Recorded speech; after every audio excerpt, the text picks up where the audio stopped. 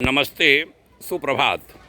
आज 19 दिसंबर युग ऋषि विचार श्रृंखला का 353वां 353 चरण प्रस्तुत करता हूँ। अखंड ज्योति मार्च 1966 के पृष्ठ 6 से उद्धृत करते हुए आज का विषय लेता हूँ, निर्मल और निर्विकार जीवन। लिखा था युग के महान चिंतक लेखक युग ऋषि आचार्य श्री राम शर्मा जी ने। प्रसन्नता का वास्तविक अर्थ है निर्मलता एवं निर्विकारिता। जो हृदय निर्मल है, निर्विकार है, वही प्रसन्न है, और जो प्रसन्न है वही सदा सुखी है।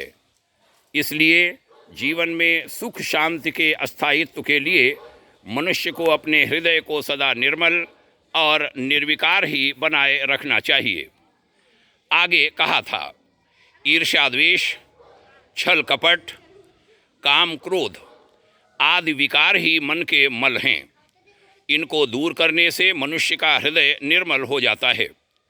काम क्रोध लोभ मोह आदि विकारों को दूर करने के लिए हमें विचार बल का अवलंबन लेना होगा। अपने विचारों को ऊंचा उठाइए। उनकी सहायता के लिए स्वाध्याय, सत्संग और सत्कर्मों का सहयोग लीजिए, सहारा लीजिए। कुविचार उत्पन्न करने वाले वातावरण से आप दूर रहिए। लोभ आने पर त्याग कीजिए, दान कीजिए। क्रोध आने पर करुणाजनक प्रसंग पढ़िए। कामावेश के समय निर्वेद का सहारा लीजिए और मोह से बचने के लिए ईश्वर का चिंतन करिए। निरंतर इस प्रकार का कार्यक्रम चलाते रहने से कुछ ही समय में आपका हृदय निर्मल होने लगेगा। निर्मलता की प्रसन्नता का थोड़ा सा आभास पाते ही मन पुनः अपना परिमार्जन करने में तत्पर हो जाएगा।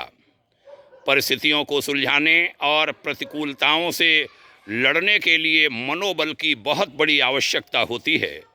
मनोबल का विकास केवल प्रसन्नता से ही हो सकता है। बहनों और भाइयों, बड़े महत्वपूर्ण हैं ये युग विचार। अनेक बार हम लोगों के जीवन में, हम लोगों के परिवार में ऐसे अवसर आते हैं जब इन विचारों के अभाव में हम, परिवार, समाज अनेक त्रासदियों का, अनेक परेशानियों का सामना करता है। जीवन नष्ट हो जाते हैं, परिवार नष्ट हो जाते हैं।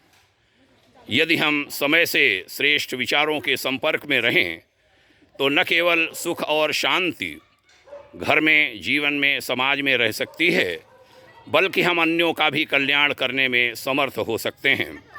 अनेक परेशानियों से तो बच ही सकेंगे। आइए इन श्रेष्ठ विचारों को सुने, गुने, मनन करें, उन लोगों तक भी पहुंचाएं जिनके हम हितैषी हैं। बहुत बहुत धन्यवाद यहाँ तक सुनने के लिए।